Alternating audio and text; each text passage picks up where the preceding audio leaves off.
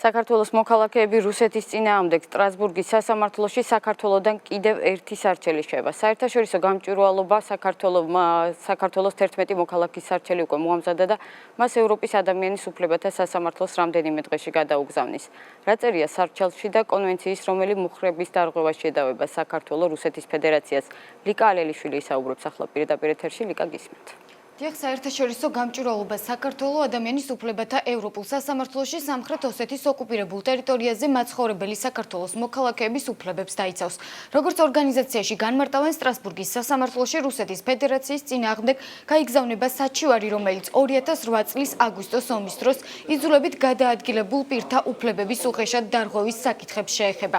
საერთაშორისო გამჭვირვალობის იურისტების განცხადებით, საჩივრით მტკიცდება, რომ 2008 წლის შემდეგ რუსეთის საოკუპაციო ჯარების მიერ განხორციელებული მცოცავი ოკუპაციით დაირღვა საქართველოს მოქალაქეების საკუთრების უფლება. კერძოდ კი მათ უკანონოდ წაართვეს სახნავ სათესი მიწის ნაკვეთები, საცხოვრებელი სახლები და სხვა სამეწარმეო ობიექტები. ასევე საქართველოს მოქალაქეებს შეეზღუდათ წვდომა სალოცავებზე და ოჯახის წევრების საფლავებზე. ეს ყოველივე კი მათი განცხადებით წარმოადგენს ადამიანის უფლებათა ევროპული კონვენციით გარანტირებული უფლებების დარღვევას. ჩვენ ვფიქრობთ, რომ რეალურად ეგრეთ წოდებულ სამხრეთ ოსეთზე იურისდიქცია ვრცელდება რუსეთის ფედერაციის, ზუსტად ამიტომ სარჩელი არის რუსეთის ფედერაციის წინააღმდეგ.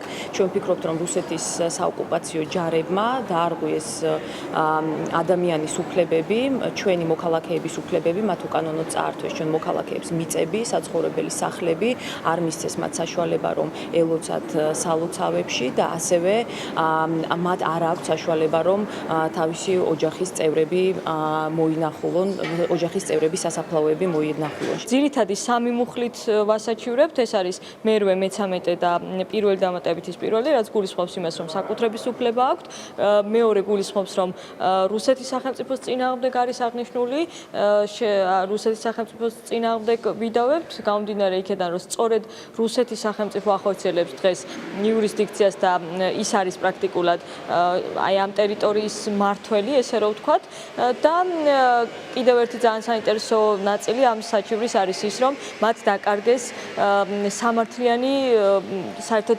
სამართლებრივ რეჟიმში აღნიშნული საკითხის გადაწყვეტის შესაძლებლობა. შერიგებისა და სამოქალაქო თანასწორობის საკითხებში სახელმწიფო მინისტრი ამბობს, რომ რუსეთის მხრიდან მსგავსი პრობლემა არა მხოლოდ 11 მოქალაქეს აქვს. ქეთევან ციხელაშვილის განცხადებით, სტრასბურგის სასამართლოში ამ საკითხზე სარჩელის შეტანა მნიშვნელოვანია. საერთაშორისო გამჭვირვალობის მიერ მომზადებულ სარჩელს დღეს შეფასებები საპარლამენტო უმრავლესობისა და უმცირესობის წარმომადგენლების მხრიდანაც მოჰყვა. სამოქალაქო საზოგადოების აქტივობა ძალიან მნიშვნელოვანია, რა თქმა უნდა, მაგრამ თავარი არის ის, რომ ამ ქვეყნის მთავრობა ზოგადად და ამ შემთხვევაში იუსტიციის სამინისტრო არ იცავს ჩვენი მოქალაქეების ინტერესებს. ის რეალობა, რომ დღეს ჩვენ ყავს დაზარალებული ხალხი, ეს არის ფაქტი, ის რომ ამ ხალხის დაცვა არის საჭირო, ესეც ფაქტია და შესაბამისად ევროსასამართლოში მგონია, რომ სახელმწიფო უფრო მაღალ დონეზე შეიძლება იყოს წარმოდგენილი თუ იუსტიციის სამინისტრო განსაზღვროს ამ პოლიტიკას. ის ინდივიდუალური სარჩელები, რომელსაც შეიტანს დაზარალებული მოსახლეობა, მნიშვნელოვანი ბერკეტია მათი მხრიდან სრულად ლეგიტიმური საკუთრების უფლებიდან გამომდინარე და ვფიქრობ, მათ აქვს სრული უფლება ამისა. მე ვიცი, რომ არ არის მხოლოდ 11 ოჯახი, ეს ძალიან მცირე ნაწილია იმ ოჯახებისა, რომელიც ზარალდება მართლმხლართების პოლიტიკით. სტრასბურგის სასამართლოში ამ სარჩელის შეტანის შემდეგ მესამე მხარედ საქართველოს იუსტიციის სამინისტრო ჩაერთვება. საქართველოს იუსტიციის სამინისტრო მრავალი თვის განმავლობაში სტრასბურგის სასამართლოში იცავს აგვისტოს ომის საქმეზე ჩვენი მოქალაქეების ინტერესებს.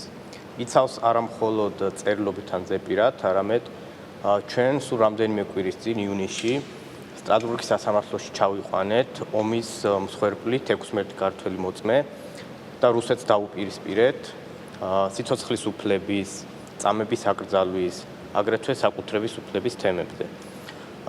ეს ქართველი მოწმეების დაკითხვა გრძელდებოდა 12 დღის განმავლობაში და მთლიანობაში ეს ღონისძიება იყო ძალიან წარმატებული. სტრასბურგის ადამიანის უფლებათა ევროპულ სასამართლოში ეს არ იქნება პირველი სარჩელი საქართველოს მხრიდან რუსეთის წინააღმდეგ. სტრასბურგში საქართველოს მიერ 2015 წელს შეტანილი სარჩელის განხილვა გრძელდება. ადამიანის უფლებათა ევროპულ სასამართლოში საქმეზე საქართველოს რუსეთის წინააღმდეგ სახელმწიფოს ინტერესს იუსტიციის სამინისტრო იცავს.